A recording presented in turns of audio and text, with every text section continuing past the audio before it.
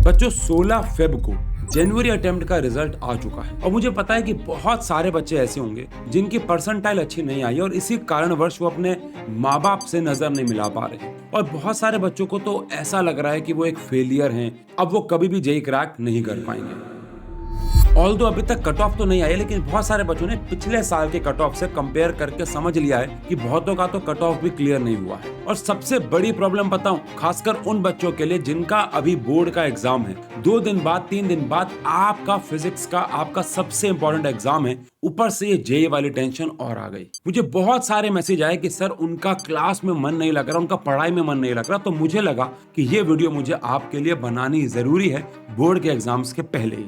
आप में से कुछ बच्चे तो ये भी सोच रहे हैं कि क्या मुझे अब बोर्ड के एग्जाम के लिए मेहनत करनी भी चाहिए, क्या होगा फायदा अगर मैं बोर्ड के एग्जाम में अच्छे नंबर ले भी आया, क्योंकि अब मैं आईआईटी में तो जा नहीं पाऊंगा। बट एक्चुअली में ये सच नहीं है। अगर आपको लग रहा है कि इनके बाद आप आईआईटी कम्युनिटी का कभी हिस्सा नहीं बन पाओगे, आईआईटी कभी डिग्री नहीं ले पाओगे, तो ऐसा नहीं है। देखो, आप सब मानते हो और आपका सपना भी है कि इंडिया के सारे आईआईटीज हमारे इंडिया के सबसे एलीट इंस्टीट्यूट्स में आता है और सबका वहां जाना सपना है। लेकिन इन सब के बावजूद आप सब ये भी जानते हैं कि वहां पे सीट्स लिमिटेड हैं और उनका भी एक कारण है, क्योंकि उनकी एक मैक्सिमम कैपेसिटी है, लैब्स की एक मैक्सिमम कैपेसिटी है, क्लासरूम्स की कैपेसिटी है और सबसे इंपॉर्टेंट स्टूडेंट और जो फैकल्टी उनके रेशो की भी एक कैपेसिटी है। इस साल जनवरी अटेम्प्ट में 13 लाख बच्चों ने एग्जाम के लिए प्रिपेयर किया था और अप्रैल अटेम्प्ट में ये 2 लाख और बढ़ने वाला है। लेकिन इन सब में से सिर्फ 17,000 बच्चे ही आईआईटी में सीट ले पाएंगे। तो क्या बाकी बचे हुए बच्चे कैपेबल नहीं है? ऐसा बिल्कुल भी नहीं है। प्रॉब्लम आती है मेजर जिस चीज की, वो है कंपटीशन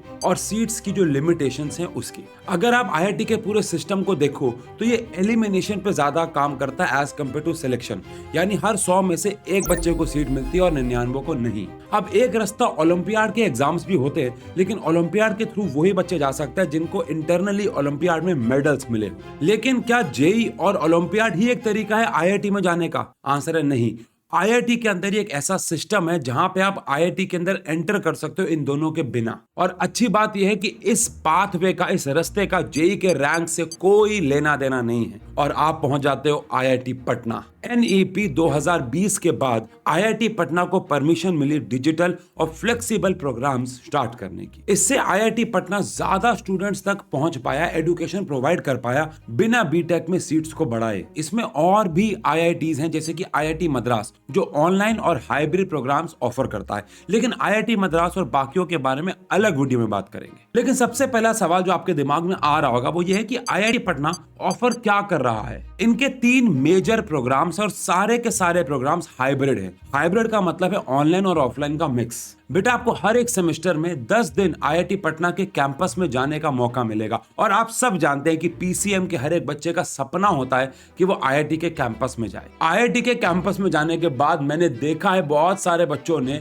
कितनी खुशी से अपने जीवन के पहले व्लॉग डाले हैं, my first day at IIT campus. मतलब मेरे कहने का मतलब है वो एक अलग खुशी है। आप आईआईटी के कैंपस जा सकते हो, वहां पे लैब्स, लाइब्रेरी को एक्सेस कर सकते हो, वर्कशॉप देख सकते हो, फेस्ट देख सकते हो। मतलब आप कैंपस का जीवन जी सकते हो और वो भी बिल्कुल एक रेगुलर स्टूडेंट की तरह। और हाँ, आप ब्लॉग भी बना सकते हो। आओ अब बात कर लेते हैं प्रोग्राम्स की। यूजी प्रोग्राम जिसमें आता है बीएस एंड बीबीए, उसके बाद आता है पीजी प्रोग्राम जिसमें एमएस एंड एमबीए वगैरह ऑफर करते हैं, एंड इसके बाद आते हैं इंटीग्रेटेड प्रोग्राम्स। बच्चों, इसमें आप ग्रेजुएशन एंड पोस्ट ग्रेजुएशन एक साथ कर लेते हो। इंटीग्रेटेड में भी ये आपको BS and MS and BBA plus MBA offer करते हैं, जिसमें 2 डिग्री हो जाती है, UG and PG both, and duration भी 1 साल से कम हो जाता है। क्योंकि आप ज्यादातर बच्चे मेरी वीडियो को जो देख रहे हैं वो मैं मान रहा हूं कि वो 12th क्लास के बच्चे हैं, तो आपके लिए यूजी प्रोग्राम को समझना बहुत जरूरी है। बीएस का मतलब होता है bachelor of science. IIT Patna का बीएस प्रोग्राम एक 4 साल का अंडर ग्रेजुएट डिग्री है जो कोर टेक्निकल डोमेन जैसे कंप्यूटर साइंस, डेटा साइंस या फिर एलाइड फील्ड्स पर फोकस करता है। इसमें स्ट्रॉन्ग मैथमेटिकल फाउंडेशन,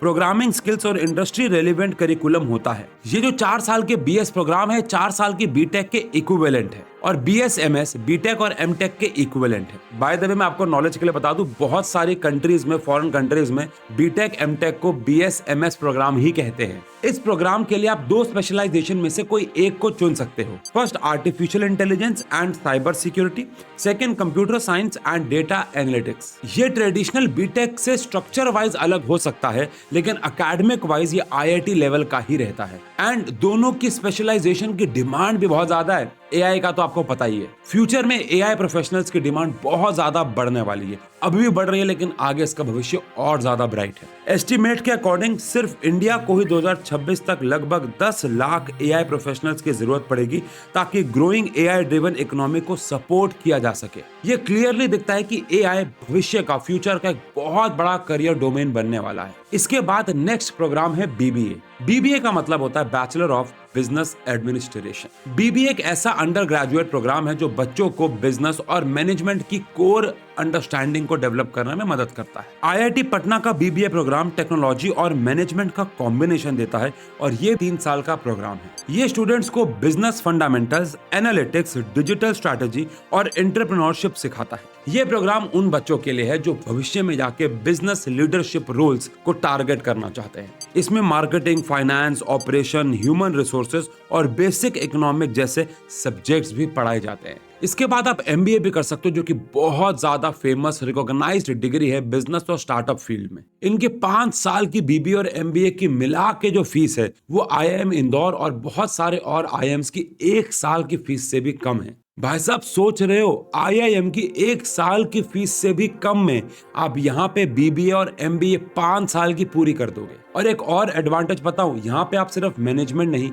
लेकिन प्रोडक्ट बेस्ड या फिर टेक्नोलॉजी बेस्ड चीजों को भी बहुत अच्छे से सीख पाओगे साथ साथ। अब अगला सवाल आता है कि आपको पढ़ाएगा कौन? तो भाई आपको पढ़ाएंगे IIT के प्रोफेसर्स ही। अब ऐसा नहीं है कि हाइब्रिड है तो कोई भी टीचर आके पढ़ाएगा, आपको वही टीचर आके पढ़ाएंगे जो IIT में बाकी बच्चों को पढ़ा रहे होंगे, कैंपस को पढ़ा रहे होंगे, आपको भी वही सेम टीचर पढ़ाएंगे। प्रोफेसर्स के साथ साथ गूगल, Amazon, Oracle जैसी बड़ी बड़ी कंपनीज के इंडस्ट्री एक्सपर्ट्स आएंगे और आपको वो स्किल सिखाएंगे जो मार्केट्स में चलते हैं। अब आप सब जानते हो कि IITs का प्लेसमेंट अच्छा रहता है और आपको IIT का एक टैग मिलेगा जो कि आपकी प्लेसमेंट्स में भी बहुत ज्यादा हेल्प करेगा। इस केस में IIT पटना आपको 100% प्लेसमेंट असिस्टेंस प्रोवाइड करता है। इसका मतलब है कि वो आपकी प्लेसमेंट में पूरी हेल्प करेगा। पिछले साल जिन भी बच्चों ने एनरोल किया था उनकी 100% इंटर्नशिप लगी। ये काफी अच्छा नंबर है। मतलब मैं ये बात सुन के काफी खुश हूँ कि अब IIT ने अपने करिकुलम, अपनी पढ़ाई, अपने इन सब चीजों को JEE से थोड़ा सा हटके भी बच्चों को प्रोवाइड करना शुरू किया।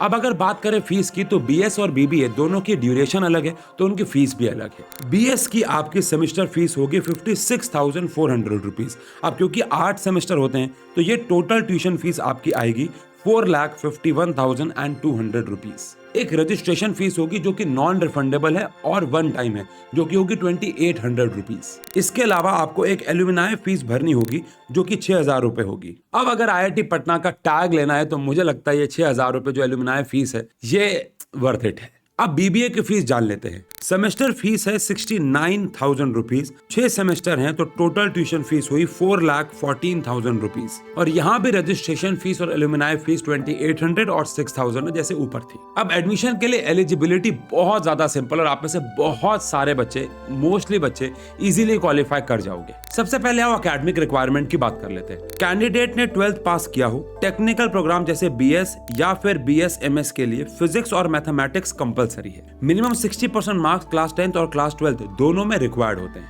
अब बात करते हैं एडमिशन के लिए कि उसके लिए क्या करना है। इसमें एडमिशन के लिए आपको देना होता है IIT PSET का एग्जाम, यानी IIT Patna scholastic assessment test, जो IIT पटना खुद कंडक्ट करता है। ये exam specially UG and integrated programmes के लिए होता है जैसे BBA, BBA MBA, BS, BS MS in AI, data science and computer science. IIT PSET actually में एक जरिया है उन बच्चों के लिए जो JEE, NEET, CVT जैसे नेशनल एग्जाम्स क्रैक नहीं कर पाए लेकिन फिर भी IIT से पढ़ना चाहते हैं। इसका syllabus maths, physics, chemistry, mental ability, quantitative aptitude और लैंग्वेज प्रोफिशिएंसी कवर करता है। तो अगर आप साइंस साइड के थे और आपने 10th में 60% मार्क्स स्कोर किए हैं और 12th में भी आप 60% स्कोर कर लेंगे जो कि बहुत इजी टू स्कोर है, तो आप इसके लिए एलिजिबल है। तो IIT पटना के इस हाइब्रिड प्रोग्राम में एडमिशन लेने का अगर हल्का सा भी मन है ना तो फॉर्म जरूर भर देना, उसको मिस मत करना। जुलाई सेशन के लिए टेस्ट की एप्लीकेशन फॉर्म ओपन हो चुकी है और 25 फरवरी को इनका एग्जाम है। अप्लाई करने के लिए मैंने इस वीडियो के डिस्क्रिप्शन में इनका लिंक डाल दिया है। बाकी अगर इस साल JEE में आप अच्छे मार्क्स नहीं लेके आ पाए तो टेंशन लेने की जरूरत नहीं है और रास्ते खुले में और अपने बोर्ड के एग्जाम में भी साथ साथ ध्यान देते रहना। Love you.